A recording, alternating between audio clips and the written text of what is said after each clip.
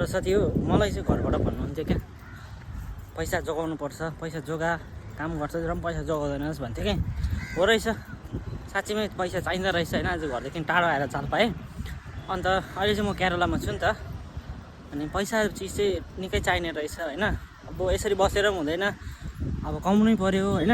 हुन त म अब कालिम्पोङमै आउँदैछु। अब चाहिँ मैले एउटा यहाँ हेलिकप्टर किनिरहेको छु होइन।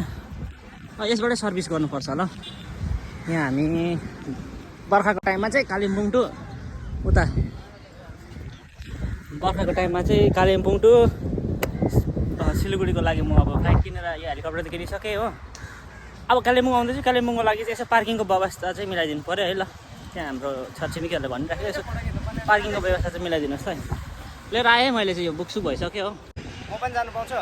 तपाईँ पाउनु त भमिट आउँदैन होला नि। फर्स्ट सिट ल। अलिअलि यस्तो घुमाउनु आउँछ? उयो चाहिँ चलाउनु छ यस्तो गाडीको बाइक चलाउनु आउँछ? बाइक चलाउनु आउँछ होइन? भइगयो।